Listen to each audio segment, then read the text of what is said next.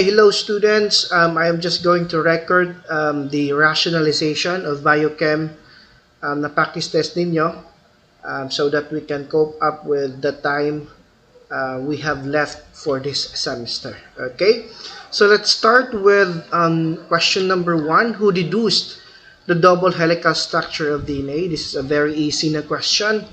Well, it is a common knowledge in biochem and in biology that it was James Watson and Francis Crick who discovered in 1953 the double helical structure of DNA. Okay, so letter A ang answer ng number 1. So we have here the chemical structure of DNA. Again, we have here the bases na makikita natin in the DNA, the adenine, thymine, guanine, and cytosine.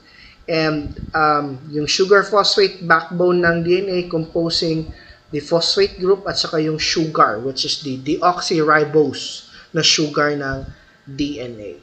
Okay?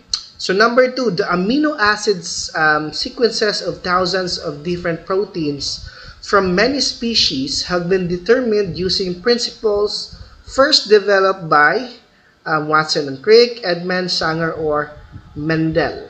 Okay? So it was Sanger who kini ang first sequence the amino acids in thousands of different proteins. Frederick Sanger's, it was his ideas. Okay? So ito si Frederick Sanger sa ating picture at the right side of the screen. Number 3, which of the following is abundantly found in collagen? Again, abundantly found in collagen: tryptophan, alanine, glycine, or serine. So collagen has three types of repeating amino acids. Okay, and one of them is glycine. Okay, so we have here the 3 repeating units of amino acid na nag-compose kang collagen. We have glycine, proline, and hydroproline. So it's a kini ang polychain or polypeptide of these amino acids. So we don't have tryptophan, we don't have alanine and serine in collagen. We only have glycine, proline, and hydroxyproline na amino acid found in collagen. So it is letter C ang ating answer for number 3.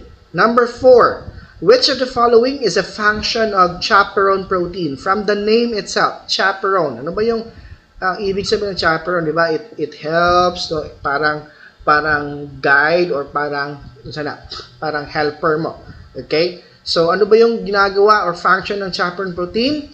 It's letter D. It rescues proteins that have folded improperly and allowed them to refold properly. From the name itself, chaperone, it helps, it rescues yung mga protein na nag-fold improperly. Okay? So, molecular chaperones are proteins that interact with partially folded polypeptides in order to facilitate correct folding mechanism. Okay? Number 5. Okay? Which of the following catalyzes the reversible degradation of 2 phosphoglycerate to phosphoenol pyruvate. Okay?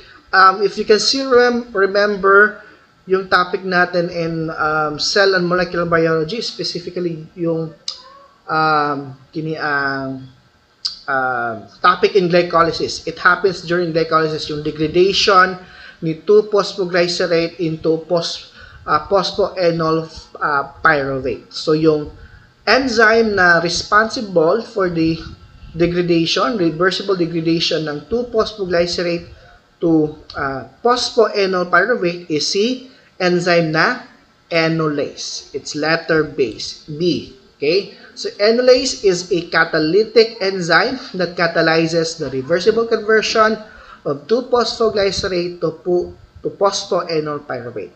So when we say reversible, meaning si phosphoenol pyruvate naman can be converted back into 2-phosphoglycerate again by the work of the enzyme enolase. Okay? So we have here the second to the last part ng glycolysis, no? Mahitabo ang pag-convert kang 2-phosphoglycerate into 2-enolase. So there is dehydration na nahitabo during this conversion. Then after that one, si phosphoenol pyruvate, this one here, will now be converted into a pyruvate. Okay? Alright, so number 6. Which of the following is an example of epimers? Okay, ano ba yung epimers? Okay, epimers are carbohydrates which vary in one position for the placement of the hydroxyl na group or yung alcohol na group. Okay, again, epimers are carbohydrates which vary in one position for the placement of the OH na group or yung hydroxyl na group. And the correct answer here is C, letter D, glucose and galactose. Okay? So yung kaibahan lang ni glucose at saka ni galactose is yung hydroxyl group in their carbon 4, no? We have here glucose. This is the carbon 4. Let me have a pointer. Ayan. So ito yung structure ng glucose, okay?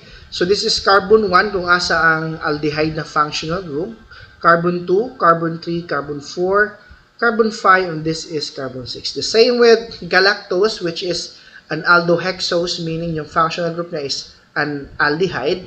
So carbon 1, carbon 2, carbon 3, carbon 4, and carbon 5. As you can see, they only differ in the position of the hydroxyl group in carbon number 4.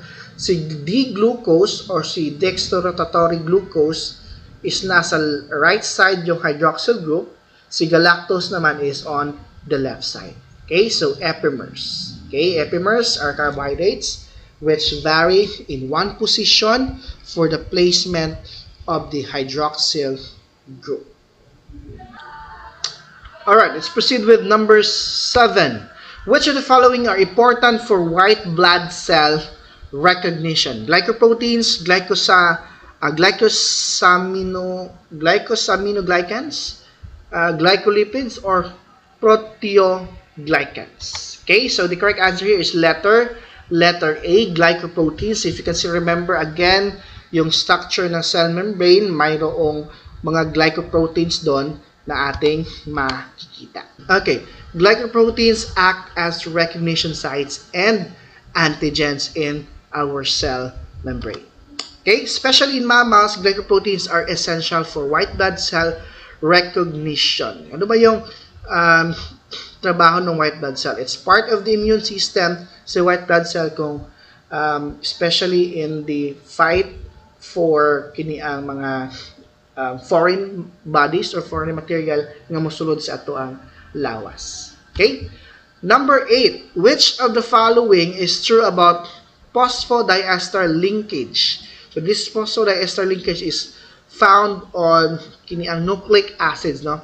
Kung asa yung sugar will bond with the phosphate group.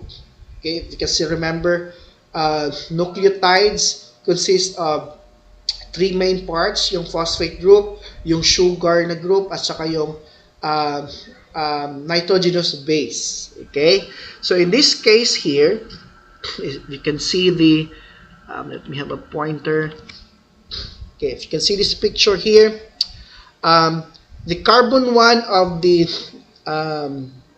deoxyribose, okay, is here. This is carbon 2 of the sugar, carbon 3 of the sugar, carbon 4, and the carbon 5 of the sugar ng nucleotide. So as you can see here, si carbon 3 here bond with the phosphate group in the sa ubos niya na nucleotide. Okay, this one here is one nucleotide, another nucleotide here, and then yung phosphate group nito is bonded with carbon 5 here sa isa ka sugar na pod na component. So again, carbon 3 is connected or linked or bonded with the oxygen here in the phosphate group, and then carbon 5 naman is bonded to another oxygen in the phosphate group. So our correct answer here is letter C, 5 prime or yung carbon number 5 in one sugar phosphate group of one nucleotide unit is joined to the 3 hydroxyl group of the next nucleotide. Because basically, kung wala pa to wala pa nag-bonding oxygen and carbon here, ang naka-bond kang carbon here sa carbon number 3 is the OH group or yung hydroxyl na group. So, after nga nagkaroon ng phosphodiester bond, okay, nag-exit yung kini ang OH na group, it was replaced by the phosphate group ng another nucleotide. Okay? So, letter C ang ating answer for this one. Ayan. So, again, we have here, this is our carbon number 1. This is the base. Carbon number 2, carbon number 3, 4, and this is carbon number 5, and then the phosphate group. So, if you're going to fuse this one and create a phosphodiester na bond or linkage, okay, so yung H ng phosphate group here will be kini ang taken out, and then yung OH here in carbon number 3 will also be taken out. So, mo na nga, isa na lang ka-oxygen ang mabilin, and then there is a byproduct of water. Okay? So, dalawang oxygen ang nawala, dalawang hydrogen, this one here, as this one here, and then isang oxygen, which is this one here in the hydroxyl group in carbon number 3 sa ating sugar. Okay? Number 9, arrangement of nucleotides in DNA can be seen using which of the following instruments? Electron microscope, light microscope, X-ray crystallography, or ultracentrifuge? The answer here is letter C, X-ray crystallography. So if you are going to see the arrangement of nucleotides in DNA, you need to use the X-ray crystallography. Okay, it's a scientific method for figuring out how atoms in a crystalline solid are arranged in 3 dimensions. Okay, again, number 9 is letter C. Number 10, which of the following involves carrying genetic information from DNA for protein synthesis? So, kinsa ganitong ga-carry ng genetic information from DNA? So, that is mRNA. Okay? mRNA. Yeah. So, or messenger RNA. So, messenger RNA carries genetic information from DNA for protein synthesis. So, si messenger RNA, siya tong basahon sa ribosomes to make a polypeptide chain of amino acid. Okay, dito na. Which of the following enzyme is secreted by the pancreas? Okay, so the pancreas secretes ribonuclease. No? Again, pag naka-encounter mo aning ending, no, mga ACE nga ending, mostly they are enzymes. Okay, so ribonuclease, these are enzymes secreted by the pancreas to degrade or to disintegrate kini ang ribonucleic acids. Okay, so the pancreas secretes ribonuclease into the small intestine, where it catalyzes the hydrolysis of specific bonds in ingested ribonucleic acids. Number 12. Alright, which of the following is an aldopentose? Okay, aldopentose, what does this mean? It means that it has an aldehyde na functional group. Pentose meaning it is a sugar consisting of 5 carbon atoms. So, asan dito yung aldehyde, ang functional group na sugar, at saka it consists of 5 carbon atoms. Okay, is it D-ribose? D-ribose consists of 1, 2, 3, 4, and 5 carbon atoms. D-glucose, it has 1, 2, 3, 4, 5, 6 carbon atoms. D-glyceraldehyde, it only has 3 carbon atoms. And D-erythrose, it has 4. 1, 2, 3, and 4 carbon atoms. So the correct answer here is letter A, the ribose. Again, aldopentose meaning it has an aldehyde na functional group na sugar, and it has pentose, pent. It has 5 carbon atom na sugar. 13. Which of the following sugar have the highest relative sweetness? Okay? When we say relative sweetness, it does not mean kung unsa siya ka tamis, no? Although it talks about unsa siya ka tamis, but in small amount, grabe ba siya ka tamis, or in larger amount ba siya bago mo siya ma-taste ka tamis siya. So, sucrose is not the answer here, di ba? Sucrose is the table sugar, yung ginagamit natin in coffee and in other other nga mga pagkaon, okay? But it wasn't sucrose ang pinakataas of relative sweetness, but it was fructose, okay? Fructose are those sugar found in fruits, okay? Although si sucrose is made up of glucose and fructose, si fructose ang naay taas nga relative sweetness, kay although gamay lang nga amount of fructose, it is very sweet na compared to sucrose nga it needs to be large amount para mas ma-taste nimo or kini ang ma-appreciate nimo ang iyang katamis. Okay? So we have here the table of relative sweetness of sugars and sweeteners. Pinakaubos is si lactose, and then ang pinakataas is si fructose. Next is si sucrose. Okay? Fructose is has the highest relative sweetness, okay, in our choices here. Which of the following is considered as an animal starch because it is a storage carbohydrate for animals? Again, animal starch because it is a storage carbohydrate for animals. That is glycogen. Okay, that is glycogen. Pero kung saan din aminopectin, cellulose, and glycolipid. Okay? So, as a highly branched polysaccharide stored in plant starch granules, aminopectin has its main function to store glucose for later use as an energy source. Although it is still a storage nga carbohydrate si aminopectin, but it is found in plants. It's not an animal starch, but it's a plant na starch. Cellulose, yung makita natin sa mga cell wall ng plants. A tough, fibrous, and water-insoluble polysaccharide. Again, si cellulose is sugar, keeping the structure of plant cell walls stable. Again, sa plant gihapon siya makita. Si glycolipids are glycoconjugates of lipids that are generally found on the extracellular phase of eukaryotic cellular membrane. Si glycolipid, it's a sugar with a lipid na component.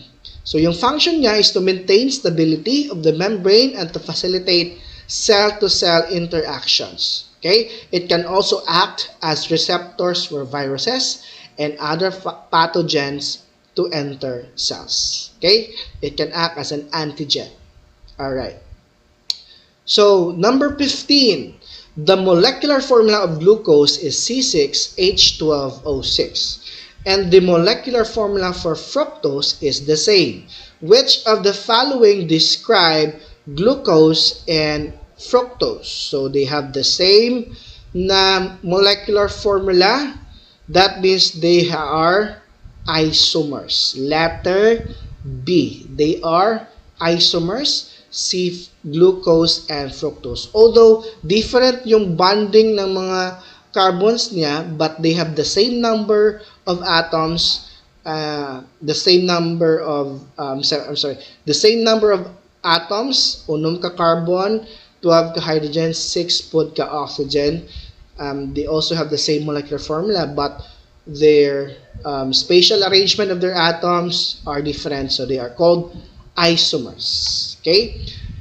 Isomers or structural constitutional isomers have the same molecular formula but different bonding arrangement among the atoms. How about stereoisomers? They have identical molecular formulas, and arrangements of atoms. They differ from each other only in the spatial orientation of groups in the molecule. Example ng stereoisomers is yung for example, yung mga cis at saka mga trans na isomerism. Cis and trans isomerism. Okay? Anomers, on the other hand, are cyclic monosaccharides or glycosides that are epimers. So, itong epimers, kagaina, they differ only in one in one location of a certain functional group, or in one carbon location of a certain functional group, differing from each other in the configuration of carbon 1 if they are aldoses, or in the configuration of carbon 2 if they are ketoses. Okay? Cyclic monosaccharides nga epimers. Okay? Cyclic monosaccharides. 16. Okay. So this one here is an example of an anomer. Okay? So alpha D-glucose and beta D-glucose, they differ only on the spatial arrangement of this hydroxyl group. Okay? In carbon number 1, yung hydroxyl group is at the bottom, no? And for beta D-glucose, yung hydroxyl group at the carbon number 1 is nasa taas. Okay? So they are called anomers of glucose. Anomers of glucose, alpha D-glucose and beta D-glucose. 16. Which of the following are composed of long chains of glucose molecules? Long chains of glucose molecules. Okay? So we have here cellulose, starch, no? To be specific, meron tayong amylose na starch o amylopectin na starch, and then glycogen. As you can see here, yung shape ng cellulose is this one. It's a long chain pero parang mura siya og net-like, no? Because those straight chains is naka-connected siya with other straight chains na mga glucose molecules. Si amylose here is the only starch that is composed of long chains of glucose. It does not have kini ang branches, no? Or wala siya parang net-like ang iyahang structure. So the correct answer here is starch, no? But the specific answer should be amylose. Okay?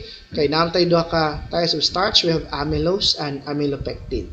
But only amylose has long chains of glucose molecules. Si amylopectin, branch na siya nga chains of glucose molecules. So letter B ang atoang answer. Okay, amylose, by the way, consists of a linear helical chains of roughly 500 to 20,000 alpha D-glucose monomers, while say cellulose between 300 and 1,700 units of glucose. 17. Which polysaccharide is a branch polymer of glucose? Okay, found in the liver and muscle cells. Okay, polysaccharide, a branch polymer of glucose that is found in the liver at saka muscle cell, that is glycogen.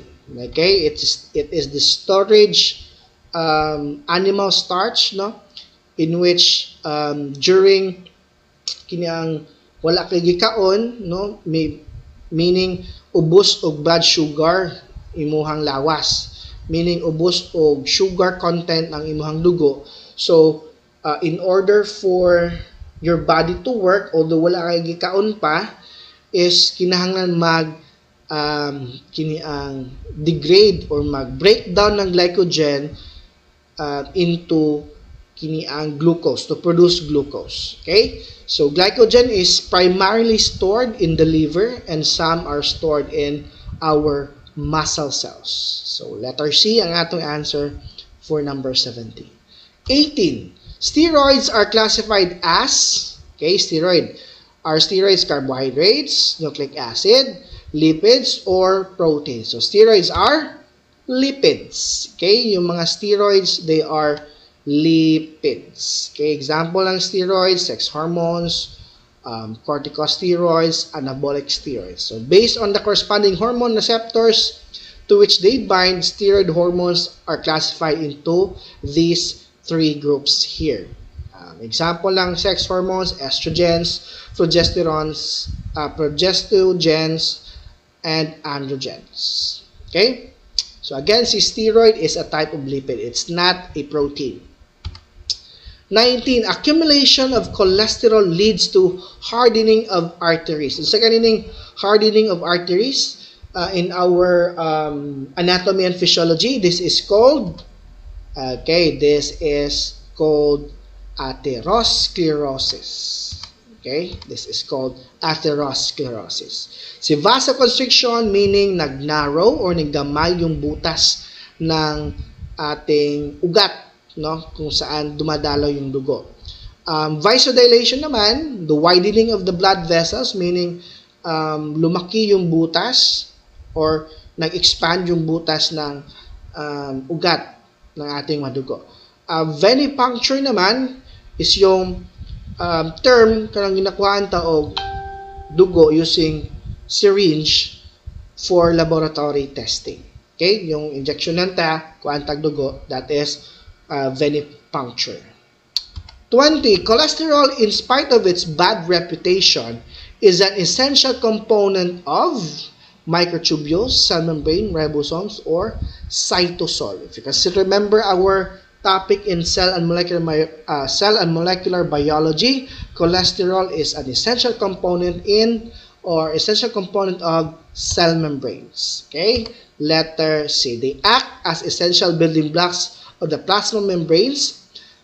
They play a pivotal role in maintaining the structural integrity and regulating the fluidity of cell membranes. Okay? So kung walang cholesterol, kung tugnaw ang atoang cell membrane becomes rigid. Okay? Without cholesterol, kung tugnaw ang atoang cell membrane becomes rigid, not fluid and flexible, and it may break. So kung it's because of the help of the cholesterol yan mahimong structurally kini ang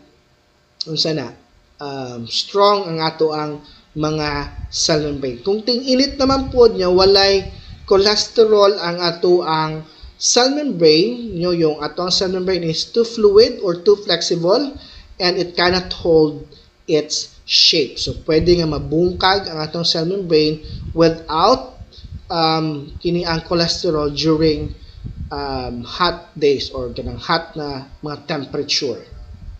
Alright. 21. Which of the following hormones is responsible for the development of ovum or yung egg cell in ovaries? Okay? Unsa daw ng hormone ang responsible for the development of egg cell in the ovaries of women? And that is estrogen. Okay? So, the main function of kini ang progesterone, yung letter B natin, is to prepare the endometrium, yung lining ng uterus ng mga babae, kung naanay fertilized nga egg para dito siya mo implant or dito siya mo tapot, and then dito po siya mo grow as a fetus. Okay? Yan yung role ng progesterone or yung main function ng progesterone is to prepare yung tissue ng uterus, yung natawag natin na endometrium, okay, para sa fertilized egg nga mo implant o mutubo sa uterus sa babae. Si testosterone is the primary male hormone which is responsible for regulating sex differentiation, producing male sex characteristics, spermatogenesis, yung pag-create ng mga sperms at saka fertility. Cortisol naman is an essential hormone that affects almost every organ and tissue in our body. So it plays many important roles such as regulating our body's stress response. Okay? So letter A, si estrogen ang responsible for the development of egg cells in the ovaries of women. Alright, 22. What chemical reaction occurs when triglycerides react with a strong base? Again, what reaction occurs when triglycerides reacts with a strong base. Triglyceride is a lipid. So if it reacts with a strong base, yung chemical reaction na to is what we call saponification. Okay? So letter C ang answer for this one. Okay? Saponification is the process in which triglycerides are combined with a strong base to form fatty acid metal salts during the soap making process. Hydrogenation is just the addition of reaction kung asa madugangan og hydrogen ang isa ka molecule. Okay? Hydrolysis is the reaction kung asa split or i-break down ang isa ka molecule by the ang aid of water. Okay? Hydro meaning water, lysis meaning break. So, breaking of compounds by water. Okay? Dehydration synthesis is just another term for condensation reaction. Okay? Is the creation of larger molecules from smaller monomers where a water molecule is released. So, for example, in the formation of maltose, maltose is composed of two units of glucose. So, dalawang glucose nag-undergo ng dehydration synthesis, nag-lose ng water from the name itself, nag-lose ng water.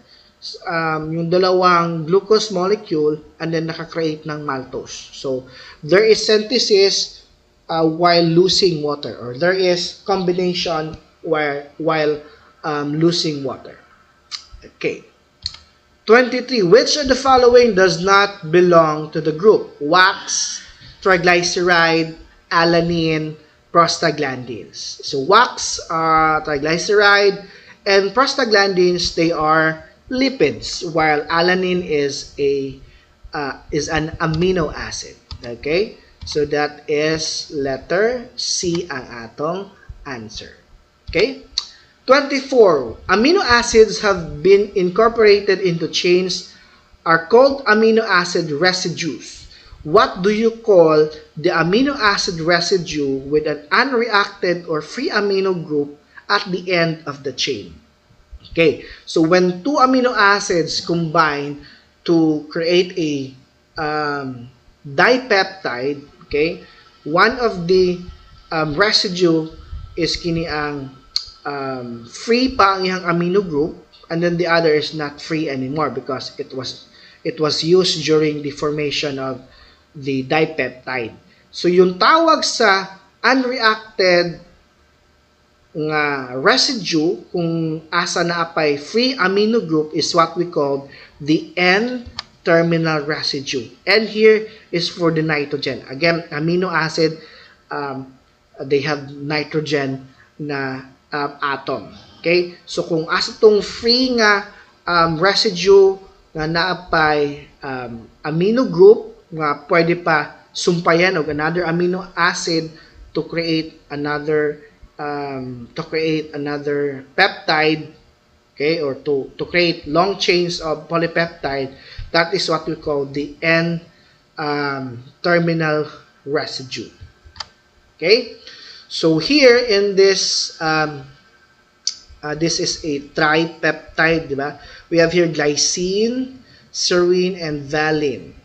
Okay? So we have here the N-terminus kung asa natay free pa nga amino acid. Because this mga amino acid here, kining amino acid, this is not longer free because it is already bonded with another part of the kini ang amino acid. So it's dili na ka pwede makasumpay din ha og another amino acid para maka-create ng longer chains of amino acid. So kung dugangan pa nato nag another amino acid to create a longer na polypeptide is dapat dinhi siya mo bond with this N-terminus of the amino acid residue. Okay? So, letter A ang ato ang answer. 25. A large part of the importance of proteins results from the crucial roles they serve as in all biological processes. What function do enzymes perform in their roles in biological reactions? So, saan yung function ng mga enzymes, no, during mga biological processes. Okay? So, yung main function ng enzymes is they catalyze the reaction, meaning they speed up the reaction or they slow down some reactions. Okay? So, yung function ng enzymes in biological reactions are what we call catalytic function. Okay? So, enzyme, by the way, are mostly proteins. Okay? So, proteins have protective function, okay? Storage function, na po ay structural function ng mga proteins, but enzymes have specific functions in which what we call catalytic function. Okay? So, example ng protective function ng proteins is yung ginagawa ng mga antibodies. For storage function naman, yung ginagawa ng ferritin, okay, na protein. And example naman ng structural function is yung ginagawa ng mga myosin na makikita natin sa mga cytoskeleton ng ating cells. Okay? 26, which is not a characteristic of proteins. So, this is very easy. Kung mo na yung basahon o sabton ang choices, no? Proteins, wala sila ga-contain of genetic information because it is a characteristic of nucleic acid. Okay? So, only nucleic acid can contain genetic information. Carbohydrates, lipids, and proteins, they cannot or they do not contain genetic information. 27. Which of the following describes the primary function of proteins? Diba? Primary structure of proteins. Right?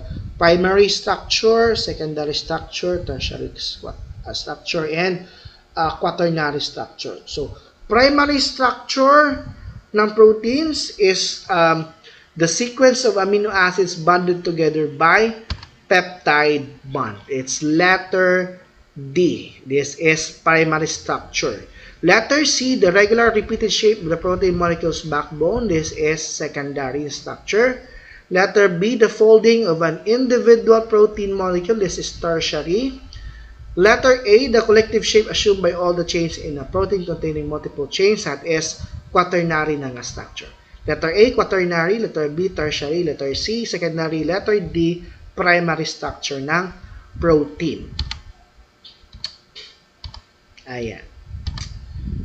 Okay, so we have here the difference now ng mga structures ng protein.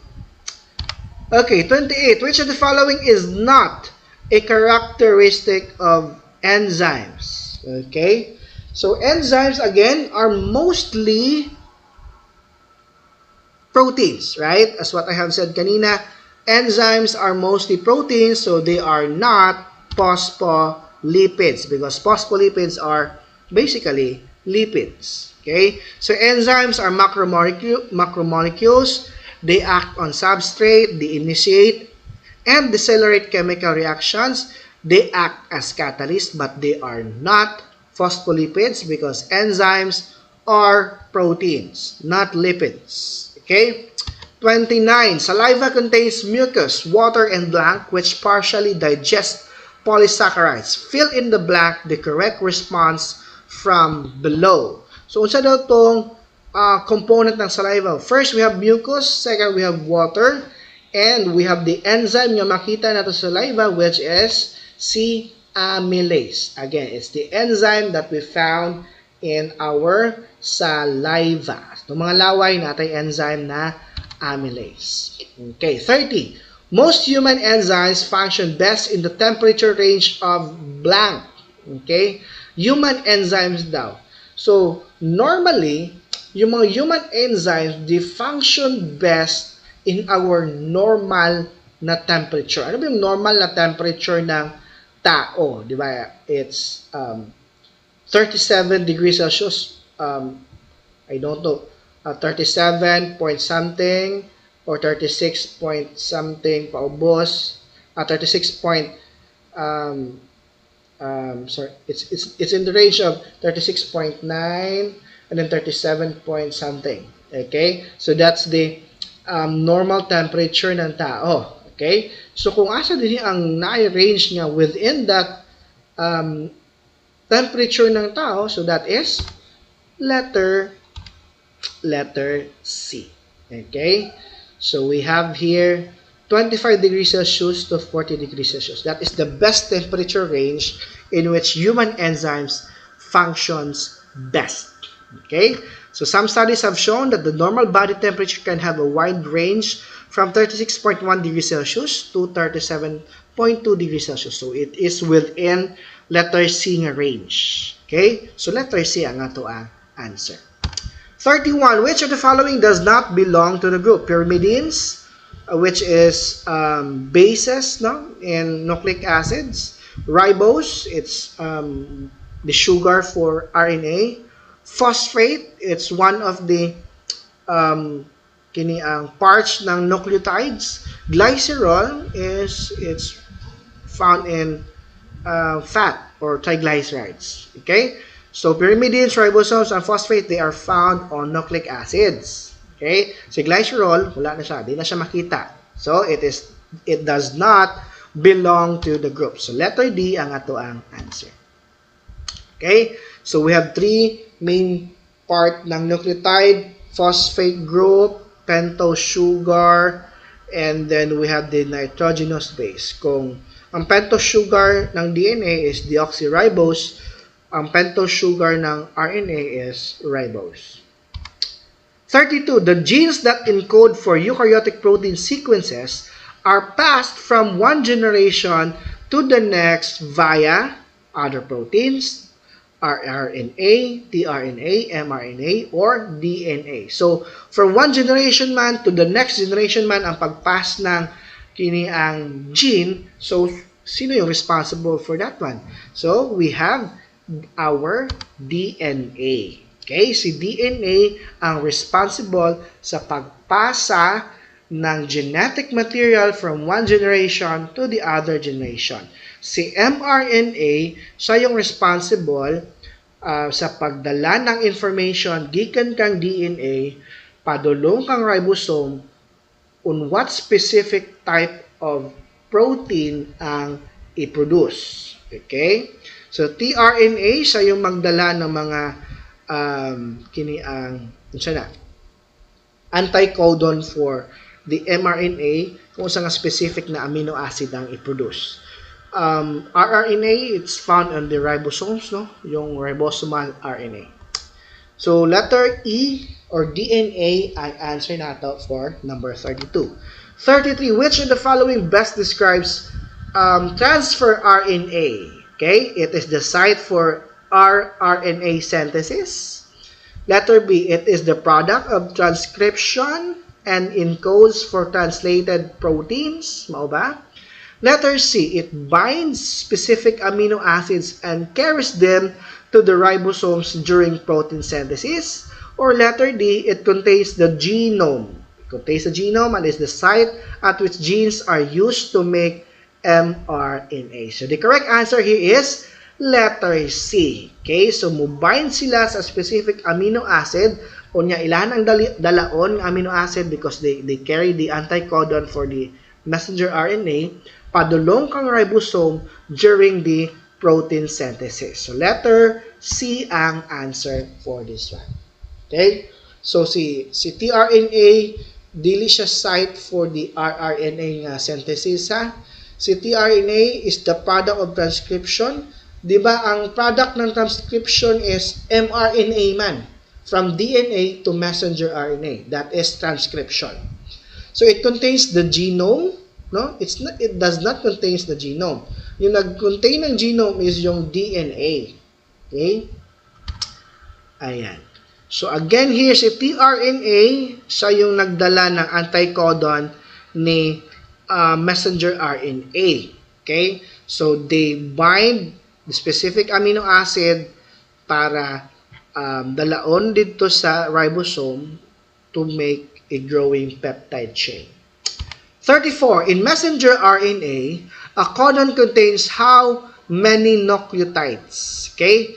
So, each codon consists only of 3 nucleotides. Tinagtulo ra gyud na ka-nucleotides ang naa sa codon sa messenger RNA. Okay? Uracil, cytosine, adenine, and guanine. Walay thymine, okay, in messenger RNA. Again, each codon consists of 3 nucleotides, combination ng uracil, adenine, guanine, and cytosine. Okay? So we have here our codons that codes for specific amino acid. Okay? So for leucine, natay upat ka codon. Methionine, only 1. Alanine, natay upat ka codon. Okay. 35, which base is found in DNA but not in RNA? Again, na ay base nga makita sa DNA but not in RNA. Okay? So we have here ang makita lang sa RNA is just the uracil, the adenine, guanine, and cytosine. With RNA does not have thymine because makita lang si thymine sa DNA. Okay? Next, glycogenesis occurs primarily in the blank. When we say glycogenesis occurs, glycogenesis is the formation of glycogen or sugar. Okay?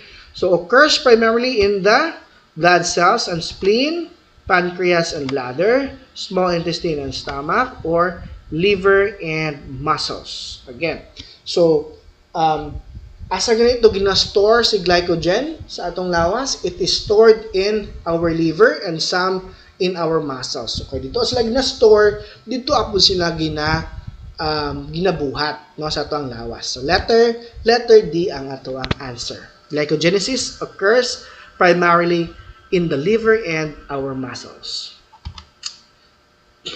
Again, glycogenesis is the formation of glycogen, the primary carbohydrate stored in the liver and muscle cells of animals from glucose. It takes place when blood glucose levels are sufficiently high to allow excess glucose to be stored in liver and muscle cells. So kung daghan kayo og kini ang glucose ang ato ang lawas, ginastore na siya, wala siya ginapa-release sa ato ang bloodstream, but ginastore na siya inside our liver and in our muscles. 37. During strenuous exercise, a buildup of what substance cause muscle cramp? When you say muscle cramp, kanang bikog. Okay? So kung strenuous exercise, grabe ka, bugat na exercise no, or even kini ang kalita ka o dagan, kalita ka o paspas dagan, and then kini ang wala kay sakto nga preparation, magkabikog ka na o modula kag basketball or any sports nga it requires enormous energy no, o kini ang movement. Okay, magka muscle cramp or bikugan ka because of the build up of this substance. So mag-build up din nga substance because your body is not prepared to do that exercise or to do that strenuous no work in which nakinahanglan siya og paspas yung conversion of glucose into ATP. Okay, kung paspas ang conversion ni glucose into ATP, meaning paspas po dapat ang imong pag-intake o pag-inhale ng oxygen. So kung grabe imong dagan nga imuhang ginhawaan is ang pang-normal lang nga lakaw, no, meaning kini ang kulang ang oxygen nga imong gina-supply sa imong body. So kung kulang ang oxygen nga gina-supply sa imong body sa imong cells, instead of cellular respiration, ang imong cells will undergo lactic acid na fermentation in which yung glucose is not kini ang dili siya moagi sa atong pathway ng cellular respiration, but it will undergo a fermentation. No, kay wala may oxygen. Kung wala presence ng oxygen, ang atong cells mo undergo ng fermentation. Pero na presence enough presence ng oxygen, it will go back to its normal pathway ng cellular respiration. So, again, kung kulang ng oxygen ang body during strenuous exercise, ang atuang cells will kini ang use the lactic acid fermentation nga pathway in which naay build up of lactic acid sa ato ang mga muscles. That is why it can cause BCOG or muscle cramp. Okay? 38. Which of the following describes the function of insulin in the human body? Diba? Insulin is for regulation of blood sugar. No? Pinapababa nito ang blood sugar sa ating katawan. So letter A, it decreases glucose uptake by cells ba? Okay. Letter B, it stimulates the release of glucagon. Letter C, it increases serum levels of glucose.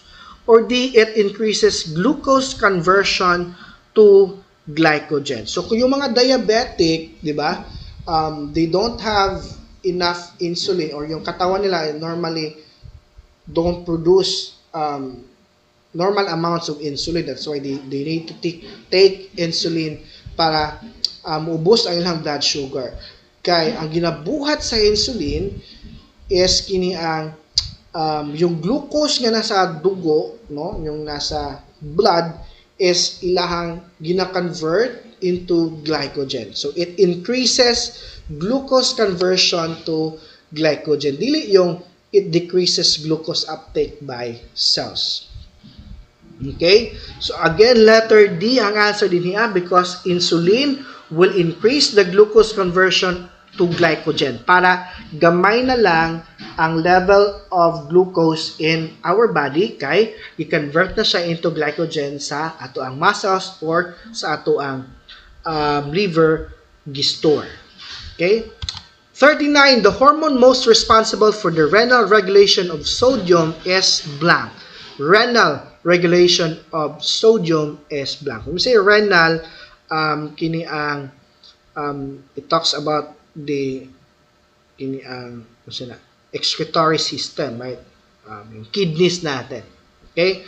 So, kinsa daw ang most responsible for the renal regulation of sodium, and that is si aldosterone. Okay? Si aldosterone nga hormone ang responsible for renal regulation. Glucagon is siya ang responsible na hormone sa pag-breakdown ng glycogen into glucose. Insulin responsible for the formation of glycogen from glucose. Si thyroxine is the main hormone secreted into the bloodstream by the thyroid gland, in which it plays vital roles in digestion, heart and muscle function, brain development, and maintenance of bones. Okay? 40. The presence of protein in the urine is called blank. So, naa daw presence of protein sa ato ang ihi. So, we call this one as albuminuria. Albuminuria. Albuminuria. Okay? Letter C. Albumin. Albumin is a type of protein, urea. It talks about urine. Okay? So, something polyuria. Okay? Polyuria is a condition where the body urinates more than usual. So, you have polyuria. Okay? How about anuria? Anuria literally means no urine or without urine.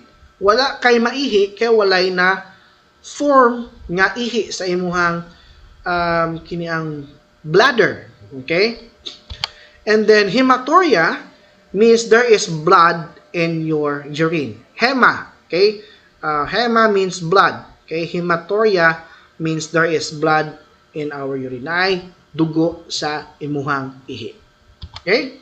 41. Which biomolecule is composed of nitrogenous base, 5 carbon sugar, and 1 or more phosphate group? And that is, klaro na kayo, it's nucleic acids. Okay? Natay 5 carbon sugar, natay nitrogenous base, natay phosphate group. Those are components of nucleic acids. 42. How many amino acids and peptide bonds does a tripeptide have? Okay? So, try here tulo. Tulo ka peptide ba? Okay? So, when we say tripeptide, meaning, na ay tulo ka amino acid that is joined together by two peptide bonds. Tri here does not mean kini ang naitulo ka peptide. Tri here means there is, tri here does not mean naitulo ka peptide bond. But tri here means there is three amino acid nga combined by the peptide nga bond. Okay, so kung tulo ka amino acid na ay duha ka peptide bond ang gunit ana nila.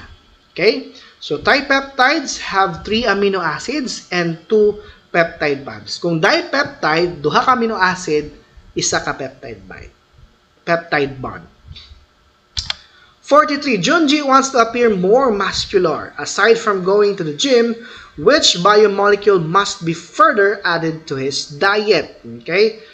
Sa elementary pa lang, high school, no? Para gusto na ito nga mag-muscular tag, istoryahan naman tayo ng mga teacher nga, mukha ang taog mga food that is, foods that are rich in proteins. Okay?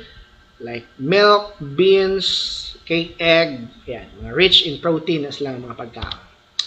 44. What does a triglyceride made of? Okay? So, ang triglyceride, meaning, na ay tulo ka fatty acid that is bonded to a glycerol, okay, via ester bonds. Okay, that's what triglyceride made of. Tulo ka fatty acid which bonds with one glycerol.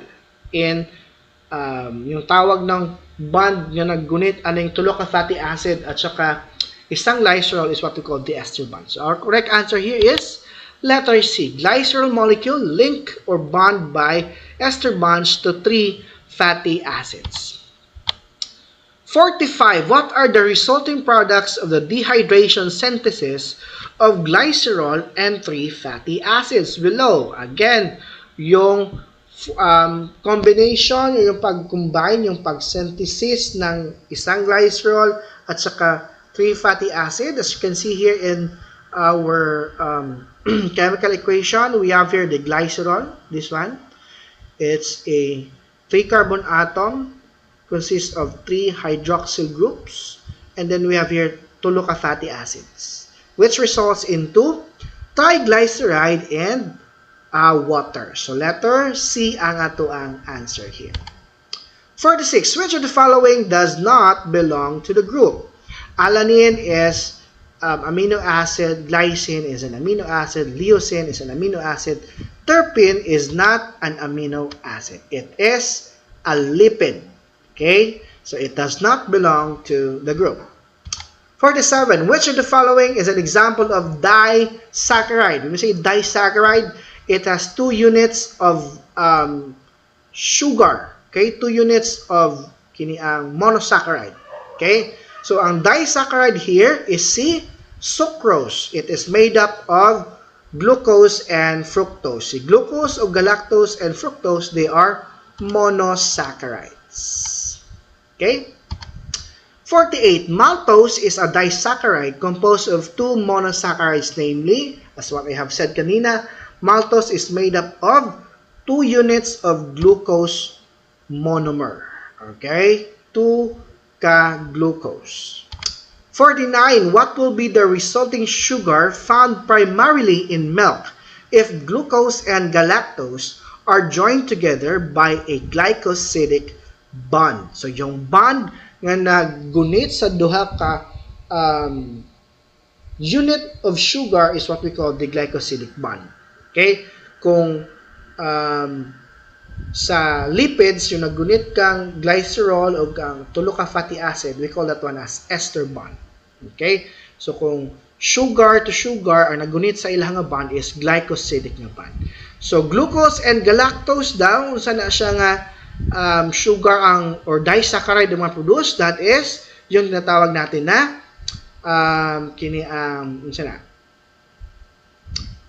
milk sugar, which we call lactose. Letter Letter B, lactose. Alright. 50. Which of the following molecule stores genetic information in a cell? Sayon kayo, it's letter A, deoxyribonucleic acid or DNA. 51. What is the name of the sugar found in DNA? As what I have said kanina, yung sugar ni DNA is deoxyribose. Yung sugar naman ni RNA is just ribose because DNA lacks oxygen. Okay? DNA lacks one oxygen compared to ribose. That is why it is called deoxy, meaning it lacks one oxygen. Okay? 52. Which of the following amino acids helps remove ammonia from the body and stimulates immune function? Okay, it helps remove ammonia from the body and stimulates immune function. The answer here is letter B, arginine. Okay, si alanine is used to break down tryptophan and vitamin B6. It is a source of energy for muscles and the central nervous system. It also strengthens the immune system and helps the body use sugars. Si asparagine helps to break down toxic ammonia within cells. Okay? Ang kalahian ni asparagine o ni arginine, si asparagine break down niya ang toxic ammonia. Si arginine remove the ammonia from our body. Okay? Si aspartic acid naman, it plays a role in hormone production and release at saka yung normal nervous system na function. 53. The structure below is the general structure of what type of molecules? Okay? It's very easy. Naatay nitrogen here. We have the amino group. We have here the carboxylic na group. And then we have the R group. And then the alpha carbon here. This means that it is an amino acid. It is the general structure of the amino acid. So we have the alpha carbon, and then bonded kang alpha carbon are 4 different groups. We have first the carboxyl, or alpha carboxyl na atom, or yung entire carboxylic na functional group here. We have the amino functional group here. We have also the alkyl group and then the hydrogen here. Okay, so this is the general structure of amino acids.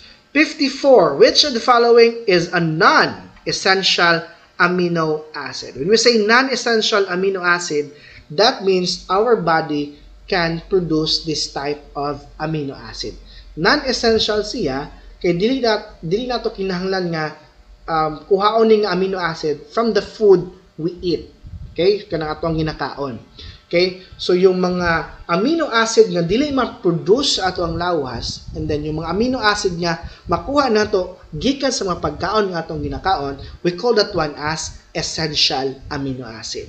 And the only non-essential amino acid here is si alanine. Okay? So, si phenylalanine, si leucine, and lysine, they are essential amino acids. So we have here a table for essential and non-essential amino acid. Again, non-essential amino acids can be produced by our body. Essential amino acids cannot be produced by our body. That means kinahanglan nato na siya ikini ang kuhaon sa mga pagkaon nga ato ang ginakaon. Okay? Okay, 55. What is the name of the amino acid structure below? Is it serine, alanine, glycine, or leucine? So, si leucine, ito yung structure ni leucine. Okay? Si glycine naman is this one. Okay? The simplest na amino acid, which is glycine. Okay? And then si alanine is this one. Okay? So, this one here is the structure of serine. Alright, serine. 56. Which of the following are important water-soluble molecules and are very effective energy-yielding nutrients? So, asa dahil sa itong choices ang very effective energy-yielding nutrients. So, ginagamit sa ito ang cells DI during cellular respiration to produce energy or to produce ATP. So, ang ginagamit is sugar, in which they are also called as carbohydrates. Okay, 56 is letter A. 57. Which of the following does not belong to the group? Again, cholesterol, aldosterol, sex hormone, or wax. Okay, so the answer here is letter D, wax, because cholesterol, aldosterol, and sex hormone, together with wax, they are lipids. However, to be specific, si cholesterol, si aldosterol, o si sex hormone, they are steroids. Si wax is not a steroid. Okay, so steroids have carbon backbone that consists of 4 fused ring-like structures. Okay, it includes cholesterol, sex hormones produced by gonads, and cortisol. Okay. Waxes naman, on the other hand, are composed of an ester of long-chain alcohol and fatty acid. Alright. 58. Which describes the function of lipids in the body? Okay. Regulate heat, provide energy, repair body tissue, contain genetic material.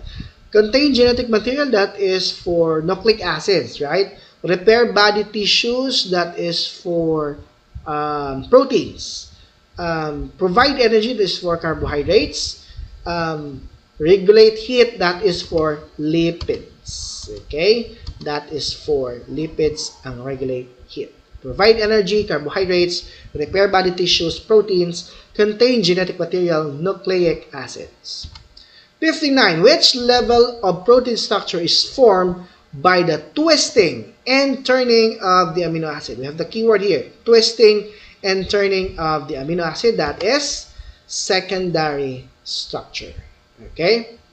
60. Which carbohydrate is present in germinating seeds and is a major sugar used in brewing industry? Okay? Makita di siya nga sugar in sa mga malt beer. Okay?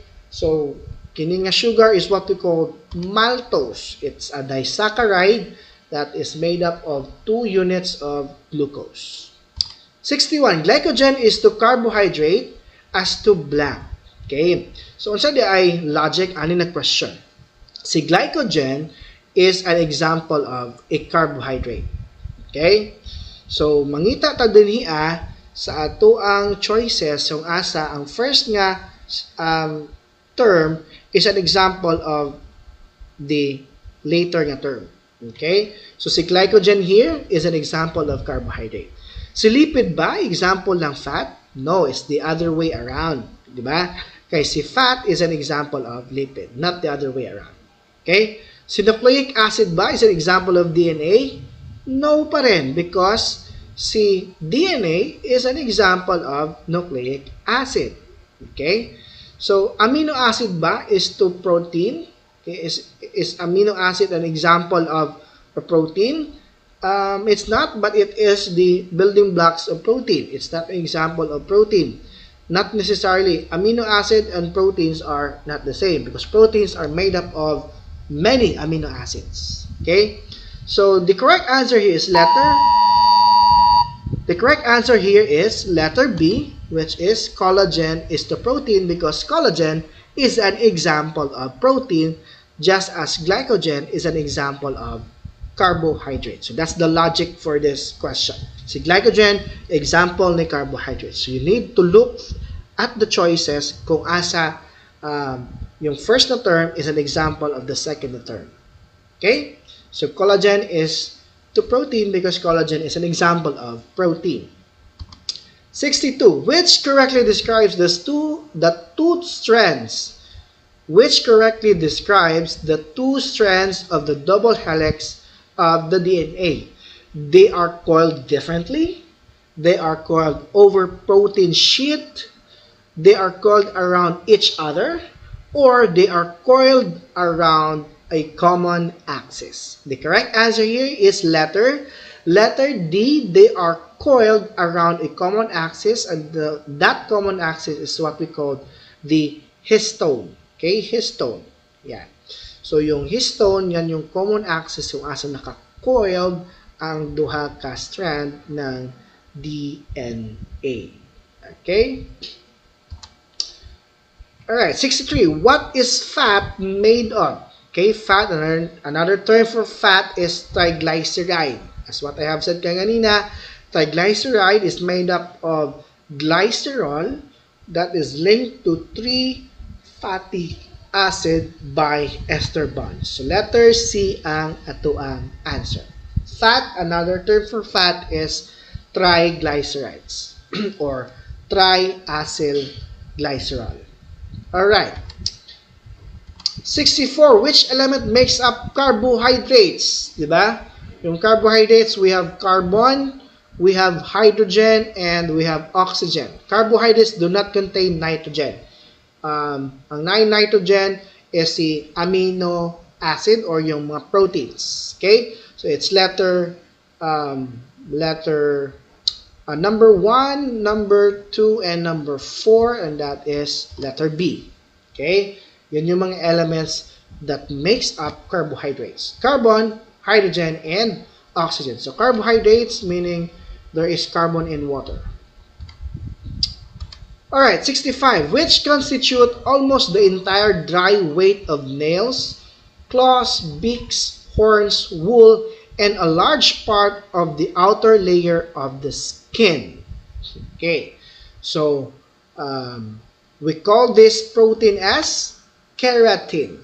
Okay, keratin. So they constitute almost the entire dry weight of mga kuko, sa mga claws, sa mga langgam, sa mga iring-iro ng claws, sa beaks, no, yung mga tuka, yung mga horns, mga sungay, wool, and a large part of the outer layer of the skin is entirely keratin. 66. Which of the following is found in RNA but not in DNA? Okay? So, naatay uracil in RNA but dili siya makita in DNA. So, kasi uracil makita lang yun sa RNA, dili siya makita sa DNA. And si thymine naman makita lang sa DNA but it is not found in RNA. 67. At room temperature, saturated fats are in blank na state. Solid, liquid, or gas. So, kung room temperature, yung saturated na fats, they are in solid nga state. Okay? Pero kung unsaturated fat at room temperature, they are in liquid nga state. Okay? 68. One side of DNA molecule contains AGT-CCG sequence of nucleotides. What would be the complementary sequence on the other side? Again, one side of DNA molecule contains AGT-CCG sequence of nucleotides. What would be the complementary sequence on the other side? Okay? So, adenine, partner niya si thymine, si guanine naman, partner niya si cytosine. So, A yung nag-start. So, dapat T pod ang iyahang partner. Okay? So, we only have T here. Only one. So, wala na lain nagsugod og T. So, that is already the correct answer. Okay? So, A, T, G, C, T, A, C, G, C, G, G, C. Okay? 69. Which is responsible in breaking down carbohydrates in its component sugar molecules? Condensation reaction, hydrolysis, glycosidic bonding, or oxidation reduction. Okay? So, pag-breakdown ng mga complex na sugar into its component monomers, responsible for that one is yung chemical reaction na hydrolysis. Okay? It's the lysis or the breaking down of complex molecules by water. Okay? Hydro means water, lysis means breaking down. Ayan. 70. A protein chemist would like to arrive at a precise separation of proteins. Which of the following must he conduct? Okay? Birot test, electrophoresis, ninhydrin test, or xanthoproteic test. The correct answer here is letter B, electrophoresis. It is a laboratory technique used to separate DNA, RNA, or protein molecules based on their size and electrical charge, because DNA, RNA, and proteins, they have different size and electrical charge. Okay, si Buer test naman can be used to check for the presence of peptide bonds in a given analyte. Okay, so si Ninhydrin test used to check whether a given analyte contains amines or alpha amino acids. Si centroproteic test naman is used to detect amino acids containing an aromatic nucleus. 71. Which is the first step in gene expression in which a particular segment of DNA is copied into mRNA by the enzyme RNA polymerase. So this is the first part of kini ang the central dogma of life, no? So DNA is copied to produce a messenger RNA. We call this one as transcription. Okay? Pero yung mRNA na into protein, we call that one as translation. Okay? So here, DNA to mRNA, that is transcription. mRNA to protein, that is translation. 72. Which is true about polymerization reactions in which amino acids are synthesized to form proteins? So, if there is polymerization of amino acids, meaning na ay ma-create or na ay ma-form na peptide bonds. Okay, so they result in the formation of peptide bonds. But letter C is also true during polymerization of reaction of amino acids, because there is a byproduct of water na ma-form. However, that is not the main product of polymerization reaction ng amino acid, in which ang main product is the formation of peptide bonds. Si formation of water is just a byproduct. Okay? So polymerization reaction in amino acids to produce peptide bonds is also known as dehydration synthesis. Dehydration meaning nag-lose ng water yung dalawang amino acid. Okay? And then they are combined. They are synthesized. Dehydration synthesis. Okay, so we have here amino acid 1 and amino acid 2.